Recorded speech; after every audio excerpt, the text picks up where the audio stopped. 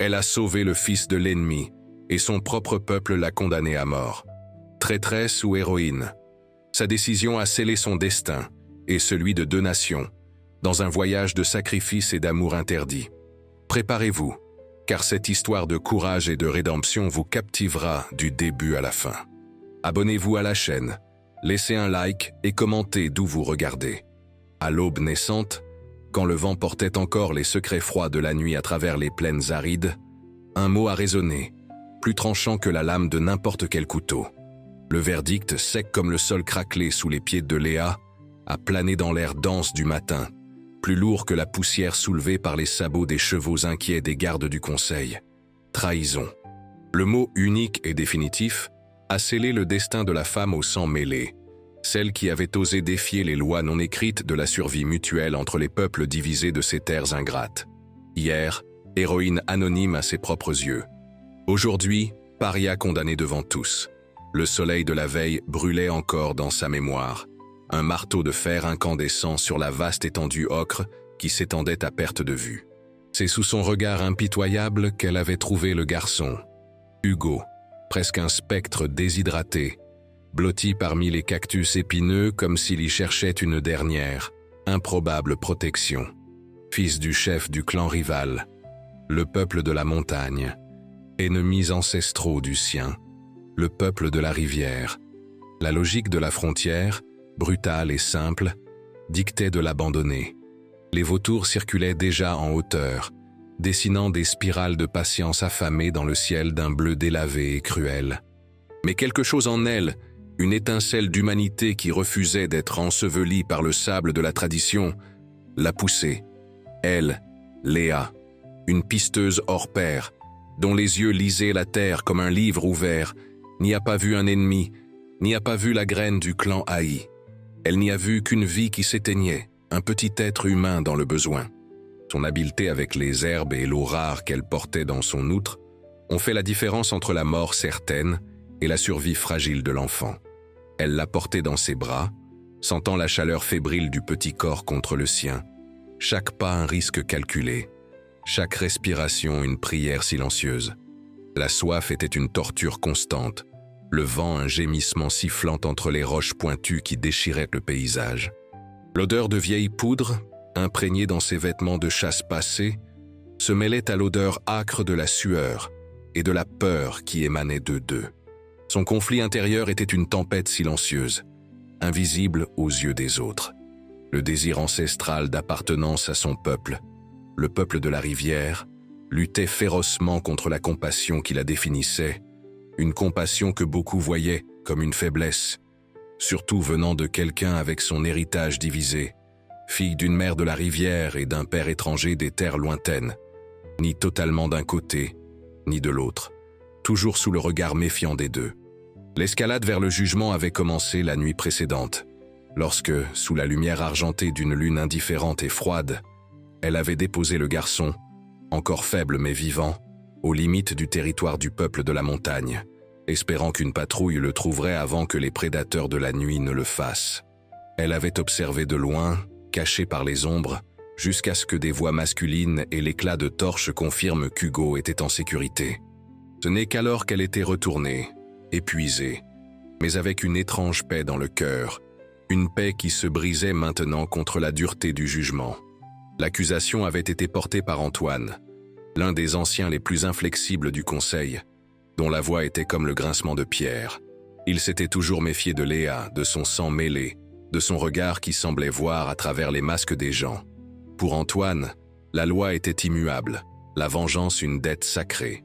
Sauver un fils de l'ennemi, c'était nourrir le serpent qui un jour mordrait sa propre main. Les visages autour de Léa étaient des masques de réprobation, de peur ou d'une sombre satisfaction. Peu osaient croiser son regard. La tradition était une corde rude, tissée avec les fils de la peur et des préjugés, et maintenant elle se resserrait autour de son cou, étouffant tout argument de défense. Sa mère, une guérisseuse respectée, déjà décédée, lui avait enseigné que toute vie était sacrée, que les plantes guérissaient sans demander à qui, que l'eau étanchait la soif des amis comme des ennemis. Son père, l'étranger, lui avait laissé l'héritage des yeux clairs, et l'habileté à voir le monde au-delà des frontières étroites de la haine tribale. Ses leçons semblaient maintenant des crimes. Léa a levé le menton. Si elle devait mourir, elle mourrait debout, avec la dignité qui lui restait. Elle ne regrettait rien. Un éclat fugace au milieu de la foule a attiré son attention. Raphaël, l'un des guerriers les plus jeunes et les plus respectés du clan, l'observait avec une expression indéchiffrable. Leurs chemins se croisaient rarement directement, mais elle avait toujours senti en lui une droiture silencieuse, une force qui ne reposait pas sur la brutalité, mais sur la conviction. Pendant un instant, leurs regards se sont croisés, et Léa a cru voir une ombre de douleur, de conflit, avant qu'il ne détourne le visage, la discipline du guerrier reprenant le dessus. La sentence finale n'avait pas encore été prononcée, seulement le verdict de culpabilité. Le chef du clan, un homme âgé et fatigué nommé Robert, dont le propre fils avait été tué lors d'une incursion du peuple de la montagne des années auparavant, semblait vieillir encore plus sous le poids de la décision. Ses yeux profonds ont rencontré ceux de Léa, et pendant un moment elle n'a pas vu un juge, mais un homme tourmenté.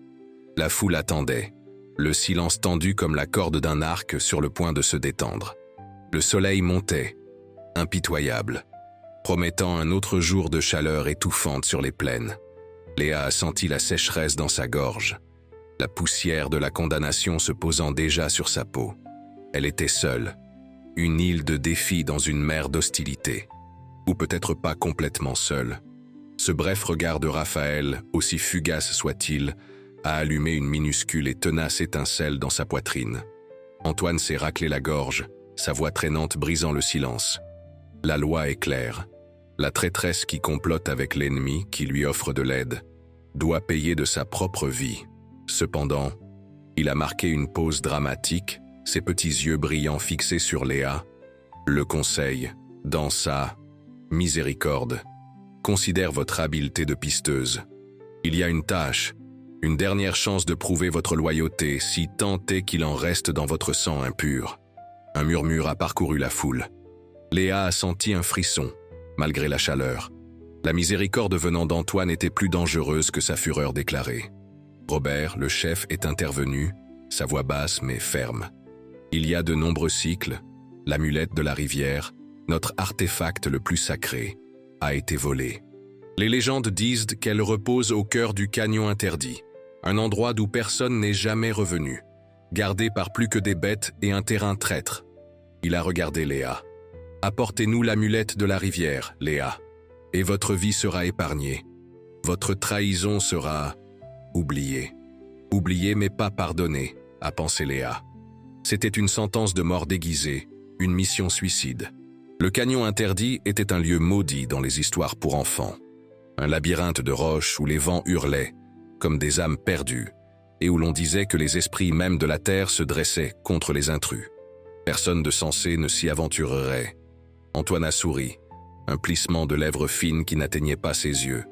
Vous avez jusqu'à la prochaine pleine lune. Si vous échouez ou si vous ne revenez pas, la sentence originale sera exécutée où que vous soyez. Et si vous tentez de fuir vers le peuple de la montagne, sachez que nos guerriers vous traqueront sans relâche. Le choix était clair.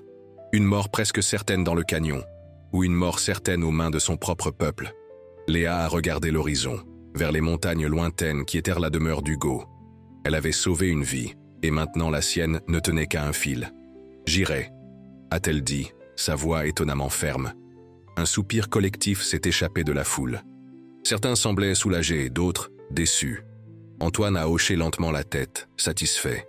Robert a juste fermé les yeux un instant. On lui a donné des provisions minimales. Une outre d'eau, un sac de grains secs, son couteau de chasse et l'arc court qu'elle avait fait elle-même. Aucun mot d'adieu, aucun geste d'encouragement. Alors qu'elle s'éloignait du camp, sentant les regards comme des aiguilles dans son dos, elle a vu Raphaël près de la palissade, réparant une lance. Il ne l'a pas regardée directement, mais quand elle est passée, il a laissé tomber, comme par accident, une petite gourde en cuir travaillé, plus robuste et plus grande que l'outre usée qu'on lui avait donnée. Il n'a rien dit, a juste continué son travail.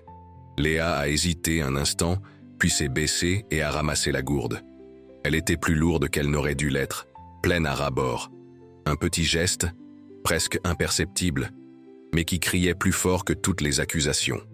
Premier moment, elle a attaché la gourde à sa ceinture, une chaleur inattendue se répandant dans sa poitrine, et a continué d'avancer vers l'inconnu et le danger.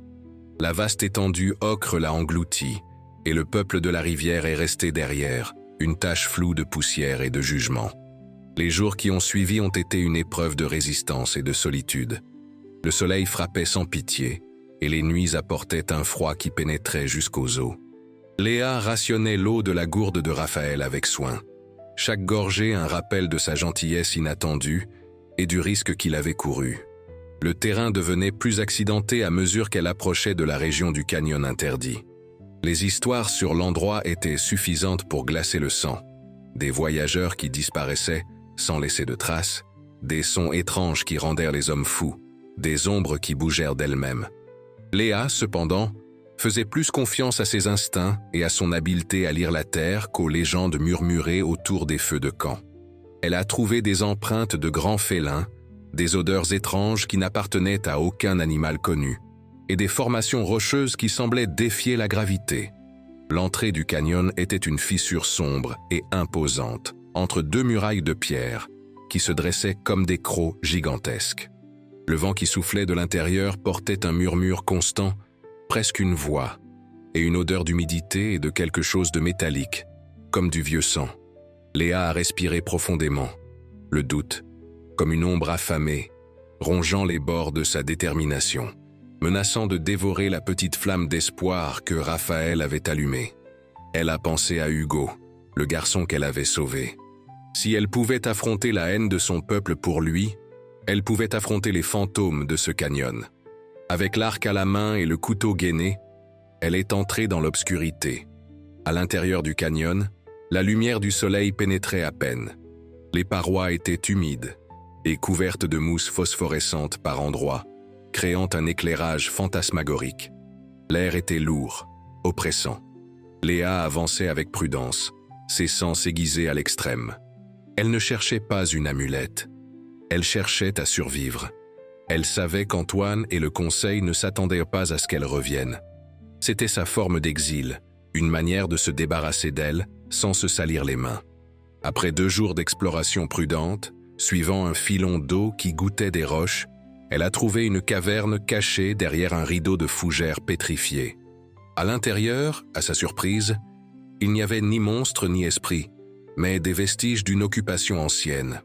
Des peintures rupestres délavées qui dépeignaient un peuple différent, plus ancien que le peuple de la rivière ou de la montagne. Et au centre de la caverne, sur un piédestal de pierre naturelle, non pas une amulette, mais un ensemble d'outils en obsidienne et une carte rudimentaire gravée sur une plaque d'ardoise.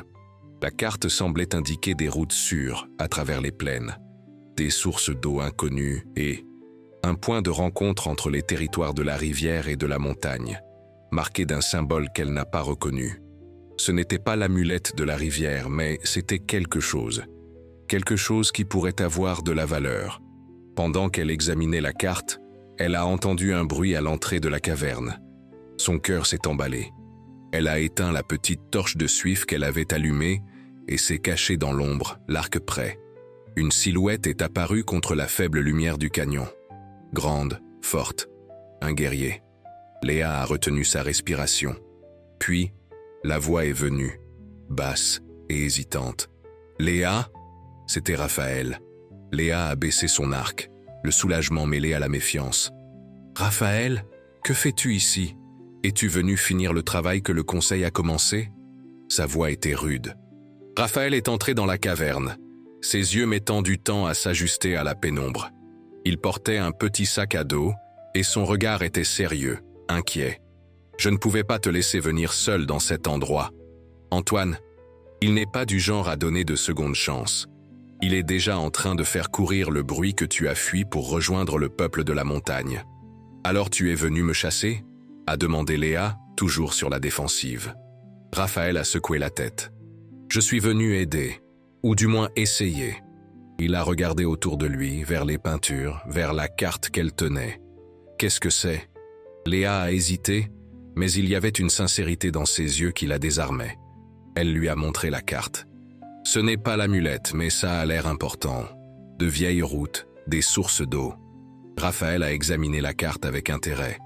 Ceci pourrait être plus précieux que n'importe quelle relique. Une information qui pourrait aider notre peuple à survivre aux sécheresses de plus en plus sévères. Il a alors sorti de son sac à dos un petit objet enveloppé dans du cuir souple. Il l'a déballé et l'a tendu à Léa. C'était le collier de sa mère, une simple pierre bleue polie par le temps, qu'elle avait cru avoir perdue pour toujours pendant sa capture. Deuxième moment. Je l'ai trouvé près de là où ils t'ont jugé, a dit Raphaël, détournant le regard. J'ai pensé que tu aimerais le récupérer. Léa a pris le collier, ses doigts tremblant légèrement. Les larmes lui sont venues aux yeux, inattendues.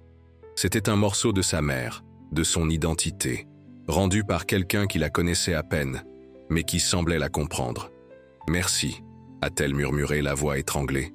Ils sont restés en silence un moment, la pénombre de la caverne les enveloppant. « Antoine ne va pas aimer savoir que tu es ici », a dit Léa finalement. « Il ne le saura pas », a répondu Raphaël. « J'ai dit que j'allais patrouiller la frontière Est.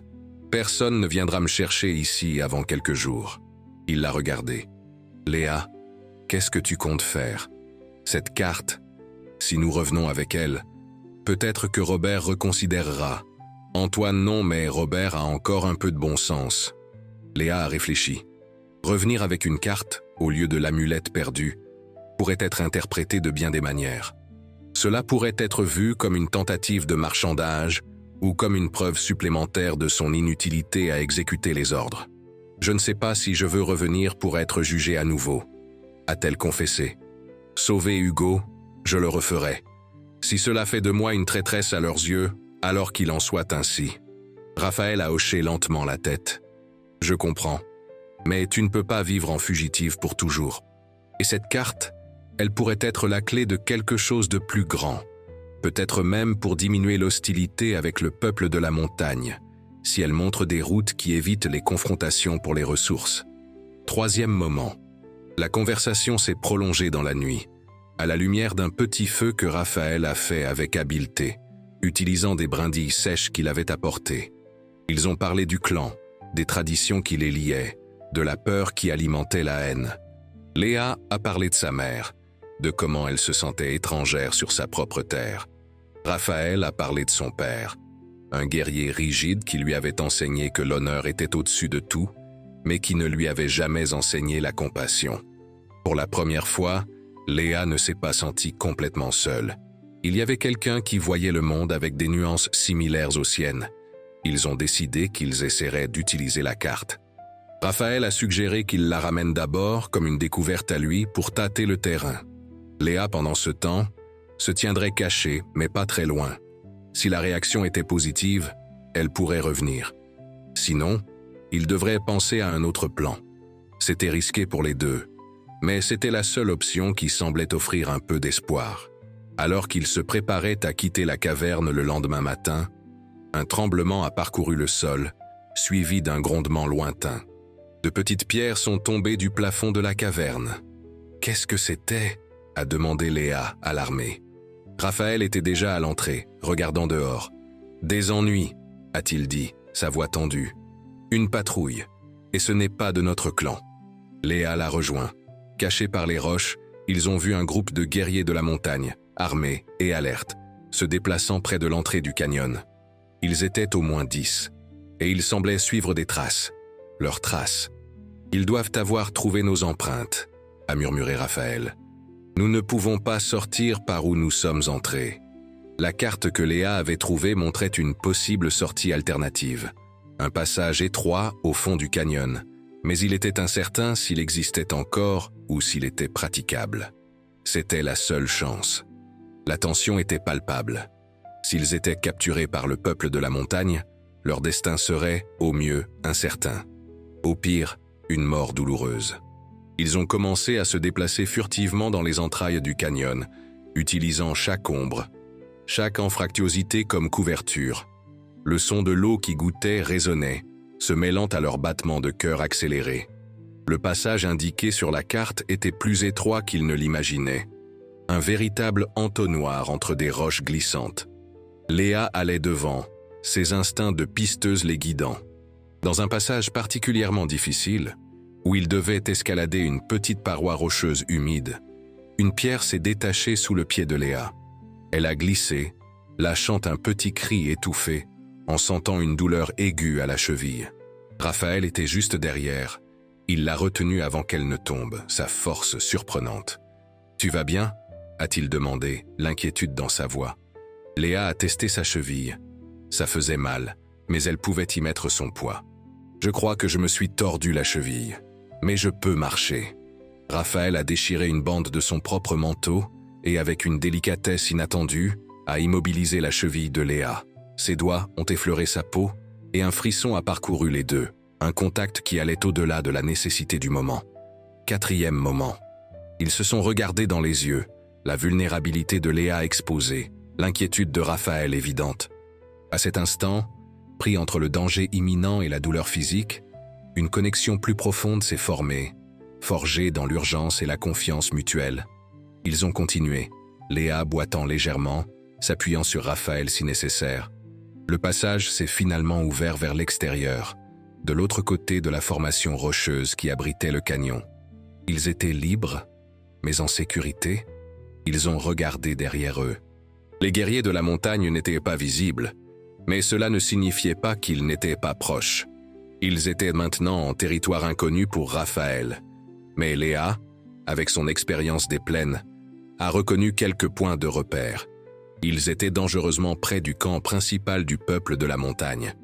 Et, pour aggraver les choses, au loin, dans la direction d'où ils venaient, Léa a aperçu une fine colonne de fumée. Ce n'était pas de la fumée de campement, c'était de la fumée de signal. « Antoine !» a-t-elle dit, la voix sombre. Il a dû découvrir que Raphaël n'était pas dans la patrouille Est. Il nous traque. Ils étaient pris entre deux feux. Les guerriers de la montagne derrière, et maintenant certainement, une force de leur propre clan, menée par Antoine, venant dans leur direction. La situation semblait désespérée. C'était le 2e moment de haute tension. La carte, le collier de sa mère, la présence de Raphaël, tout semblait converger vers un affrontement inévitable. Léa a regardé le campement du peuple de la montagne, à peine visible entre les collines. Hugo était là. Et peut-être, juste peut-être, le salut aussi. « Nous devons prendre le risque », a dit Léa, prenant une décision. « Allons au campement du peuple de la montagne. » Raphaël l'a regardé, surpris. « Léa, c'est de la folie. Ils nous tueront à vue. »« Peut-être », a-t-elle répondu. « Mais Antoine le fera certainement. Et il n'hésitera pas à te tuer aussi pour m'avoir aidé. Avec le peuple de la montagne, nous avons au moins une chance, aussi petite soit-elle. Hugo, ils savent que quelqu'un de la rivière a sauvé le fils du chef. Peut-être que cela compte pour quelque chose. C'était un plan risqué, basé sur un espoir ténu. Mais c'était mieux que d'attendre d'être écrasés entre les deux forces. Ils ont commencé à se déplacer en direction du campement ennemi, Léa essayant d'ignorer la douleur lancinante à sa cheville. Raphaël la soutenait, leurs corps proches, partageant le fardeau et la peur. Le soleil commençait à descendre à l'horizon, peignant le ciel de tons d'orange et de rouge sang, un présage de ce qui allait arriver. À mesure qu'ils approchaient, ils ont vu des sentinelles. Avant qu'ils ne puissent être aperçus et attaqués, Léa a fait un pas en avant, levant les mains en signe de paix. Raphaël a fait de même, bien qu'avec plus de réticence. « Nous venons en paix !» a crié Léa, sa voix résonnant dans les collines. « Je suis celle qui a trouvé Hugo, le fils de votre chef. » Les sentinelles, de grands guerriers aux peintures faciales intimidantes, les ont rapidement encerclés, lances pointées. L'un d'eux, avec des cicatrices sur le visage, a craché par terre. « Le peuple de la rivière n'est pas le bienvenu ici. Que voulez-vous ? » « Nous voulons parler à votre chef, Victor, » a dit Léa, gardant son calme. « J'ai des informations importantes. Et cet homme, » elle a indiqué Raphaël, « m'a aidé. Il n'est pas comme les autres de mon clan. Ils ont été désarmés et conduits sous escorte lourde au cœur du campement. Il était plus grand et mieux organisé que Léa ne l'avait imaginé. » L'odeur de fumée de bois et de viande rôtie planait dans l'air, mêlée à la tension. Ils ont été emmenés dans une grande tente au centre. Quelques instants plus tard, un homme imposant, aux cheveux gris et aux yeux perçants comme ceux d'un aigle, est entré. C'était Victor, le chef du peuple de la montagne. À ses côtés, tenant sa main, se tenait Hugo. Le garçon, maintenant plus fort et en meilleure santé, a écarquillé les yeux en voyant Léa. Il a couru vers elle, serrant ses jambes. « C'est elle, papa. C'est la femme qui m'a donné de l'eau et m'a porté. » Victor a observé la scène, son expression impassible. « Alors c'est toi, celle du peuple de la rivière qui a trouvé mon fils. Certains de mes guerriers voulaient ta tête, pensant que c'était un piège. Mais Hugo a insisté sur le fait que tu avais été bonne avec lui. » Léa a senti un nœud dans la gorge. « J'ai juste fait ce que n'importe quel être humain ferait, chef Victor. »« Pas tout le monde, » a dit Victor, son regard s'attardant sur Raphaël. « Et toi, un guerrier de la rivière l'accompagnant, quelle est ton histoire ?» Raphaël a fait un pas en avant. « Je crois que Léa a été jugée injustement par notre peuple. Et je crois que la guerre entre nos clans a déjà trop duré. Nous sommes venus chercher refuge, mais aussi apporter un avertissement. » Juste à ce moment, un cri d'alerte a retenti à l'extérieur du campement. Un guerrier de la montagne est entré en courant dans la tente, haletant. « Chef, des guerriers de la rivière approchent, beaucoup d'entre eux, ils sont en formation d'attaque. » Antoine était arrivé. Le climax était sur eux. Victor a regardé Léa et Raphaël, ses yeux se rétrécissant. « Cela fait partie de votre plan? Nous distraire pendant que votre peuple attaque? »« Non !» a exclamé Léa. « C'est Antoine, un ancien de mon clan. Il me veut morte et utilisera n'importe quelle excuse pour vous attaquer. Il ne représente pas tous ceux du peuple de la rivière. » La tension dans la tente était insupportable. Le silence avant la tempête était un animal tapi, griffes dehors, la respiration suspendue dans l'air chargé d'électricité et de mort imminente. Hugo s'est accroché plus fort à Léa, effrayé. Victor a regardé son fils, puis Léa, puis Raphaël. Une décision devait être prise, et vite. « Emmenez-les !» a-t-il ordonné à ses gardes. Léa a senti son cœur couler. Allait-il être exécuté? Mais au lieu de cela, ils ont été conduits hors de la tente, en direction de la ligne de front où les guerriers de la montagne se préparaient déjà à la bataille. Antoine et ses forces étaient visibles sur le versant opposé, une ligne sombre et menaçante. Antoine, monté sur un cheval noir, a crié, sa voix amplifiée par la rage. « Peuple de la montagne! Livrez la traîtresse Léa et le renégat Raphaël, ils sont à nous, ou affrontez la fureur de la rivière. » Victor a fait un pas en avant, sa présence imposante faisant taire ses propres guerriers. « Antoine de la rivière, vous ne dictez pas d'ordre sur mes terres. Ils ont enfreint nos lois, » a rétorqué Antoine. « Léa a aidé votre fils, un acte de trahison, et Raphaël l'a protégé. » Léa a senti qu'elle devait parler. « Antoine, sauver un enfant n'est pas trahison, c'est humanité, quelque chose que vous semblez avoir oublié. » Antoine a ri, un son rauque. « L'humanité ne remplit pas nos ventres ni ne venge nos morts. Raphaël, tu as déshonoré ton clan. Reviens de notre côté et peut-être que ta vie sera épargnée. » Raphaël a regardé Léa, puis Antoine. Il a fait un pas en avant, se tenant aux côtés de Victor, face à son ancien clan. « Ma loyauté est à la justice, Antoine, pas à votre soif de vengeance. Léa n'est pas une traîtresse. Elle est plus courageuse que n'importe lequel d'entre nous. » C'était le 5e moment, l'acte de sacrifice. Raphaël, devant tous, avait choisi son camp, scellant son destin avec celui de Léa. Antoine a grogné. « Alors vous mourrez ensemble. » Il a levé sa lance, le signal de l'attaque. Mais avant qu'il ne puisse l'abaisser, Robert, le chef du peuple de la rivière, est apparu sur la ligne de front d'Antoine, accompagné d'un petit groupe de guerriers plus âgés. Il semblait épuisé, mais déterminé. « Antoine! Arrête !» La voix de Robert, bien que pas aussi forte que celle d'Antoine, portait une autorité qui a fait hésiter les guerriers. « Je suis le chef de ce clan, et il n'y aura pas d'attaque aujourd'hui. » Antoine s'est retourné, surpris et furieux. « Robert, que fais-tu? Ils abritent nos ennemis. Ils abritent la femme qui a sauvé le fils de Victor, » a dit Robert, regardant Léa avec un nouveau respect, et le guerrier qui a eu le courage de défendre ce qui est juste. Raphaël nous a apporté une carte, Antoine. Une carte qui pourrait signifier la survie de notre peuple lors des prochaines sécheresses. Une carte trouvée par Léa dans le canyon interdit, là où tu l'as envoyé mourir. Un murmure a parcouru les rangs du peuple de la rivière. Antoine semblait stupéfait. Cela ne peut pas être... C'est la vérité, a affirmé Robert. Léa n'est pas une traîtresse. Et toi, Antoine, avec ta soif de sang, tu nous as presque menés à une guerre inutile qui nous aurait détruits. Votre leadership est terminé. Quelques guerriers loyaux à Antoine ont protesté, mais la majorité semblait soulagée, fatiguée du conflit constant. Antoine, voyant son pouvoir s'effondrer, est devenu livide de rage.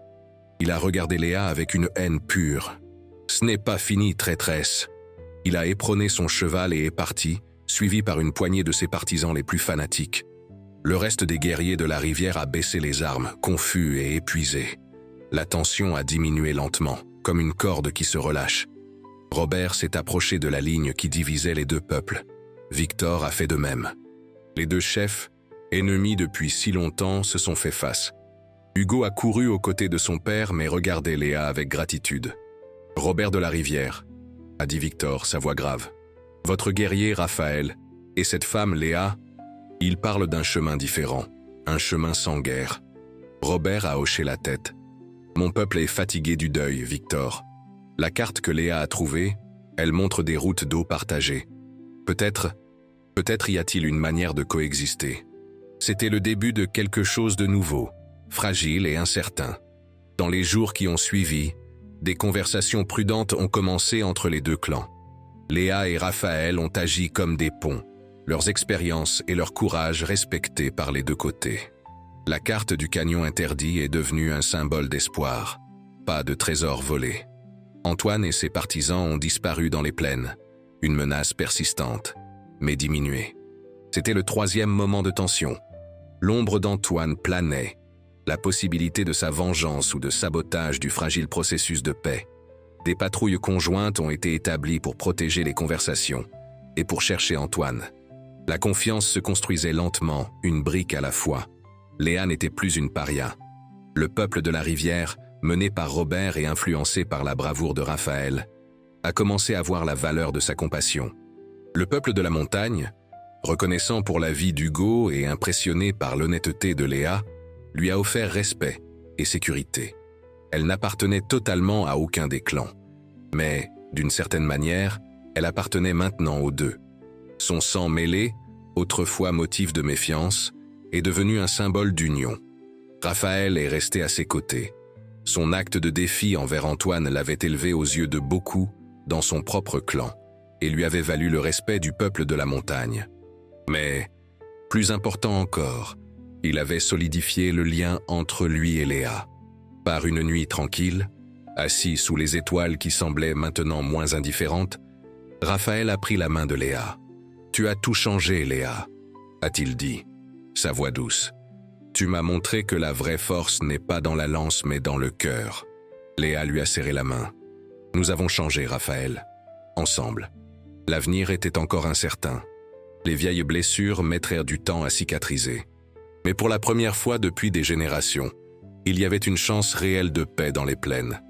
Le pardon était une minuscule graine, plantée dans un sol pierreux, ayant besoin de plus que des larmes pour germer. Il exigeait le soleil de la confiance et la pluie de la patience mutuelle. Léa a regardé l'horizon, où les terres de la rivière rencontraient celles de la montagne. Elle n'était plus définie par les frontières tracées par la haine, mais par le pont qu'elle avait aidé à construire. La pisteuse hors pair avait trouvé un nouveau chemin, non seulement sur la terre, mais aussi dans les cœurs des hommes. Et à ses côtés, Raphaël, le guerrier qui avait choisi la compassion au lieu de la conformité, marchait avec elle. Le voyage avait été ardu, marqué par la trahison et le danger. Mais à la fin, l'étincelle d'humanité que Léa avait refusé d'éteindre s'était avérée plus puissante que n'importe quelle tradition, plus précieuse que n'importe quelle amulette. C'était la promesse d'une nouvelle aube pour les peuples divisés, une aube qu'elle et Raphaël aideraient à façonner côte à côte.